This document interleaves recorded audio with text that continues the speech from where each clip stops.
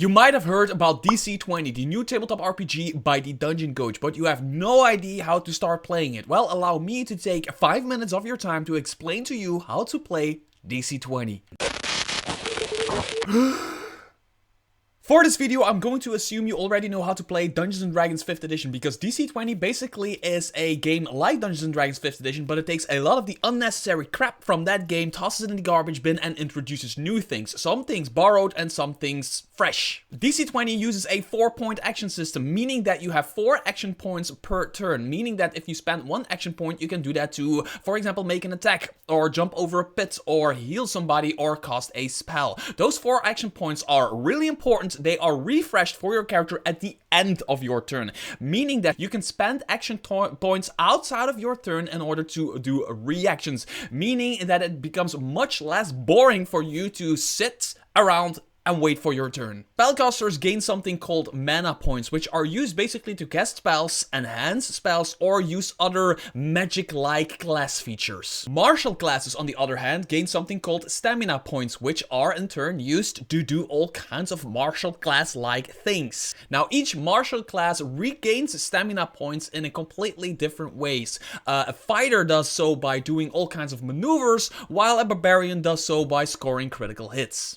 DC20 only uses 4 attributes: might, agility, charisma, and intelligence, and it gets rid of the high numbers and only uses the modifier, because let's face it, the modifier is the only thing we really use in a game, right? And it also has something called a prime modifier, which is kind of the same as your proficiency bonus in Dungeons & Dragons 5th edition, but it's different because it's always the same as your highest score. So let's say you have a might score of 4, then your prime modifier is also 4. If you have a intelligence of 4 being your highest, then your prime modifier is also a 4. This makes for much better customability in making characters, because for example you could have 2 people, one being really strong, but the other one being really smart. They still could be at around the same level of sword fighting of each other, just one because he punches really hard and one because they fight really smart. DC20 also goes back to the skill point system, because let's face it, skill points are just fun. Your skill points come from your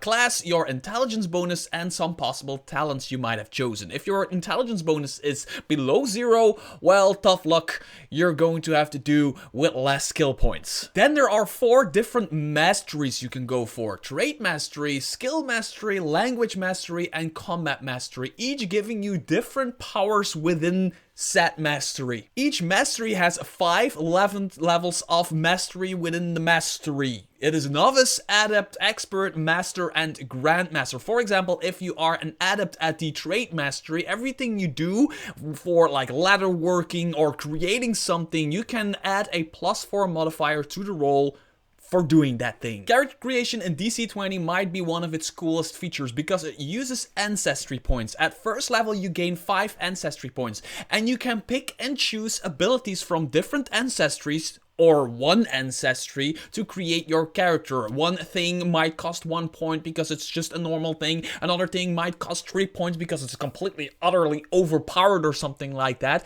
And some might cost you -2 points, meaning you can spend 2 more points on something that you really want. And this is really cool for people who want to build, first of all, their character, but also for min-maxers in a way. Because every time you want to create a character that is really good at like one particular thing, you also need to have them be really bad at another particular thing. Now, although there's much more to the system that I'm talking about in this video, one thing that is really interesting and shows the simplification of D&D rules is that there is now 3 types of armor: no armor, medium armor, or heavy armor. No more gigantic, enormous lists of different types of armor, and your armor now can give you a armor class bonus or a physical defense bonus called in DC20, and damage reduction or damage reduction, which is, by my opinion, just the best way of doing armor. To my humble opinion, you are now informed about the essence of what is DC20 and what makes DC20 DC20. Of course, there is a 158 pages thick preview rules PDF that you can download for yourself. Link in the description below if you want to read through the rules, because there is much more. Until next video, bye bye. Nailed it with 4 seconds to spare.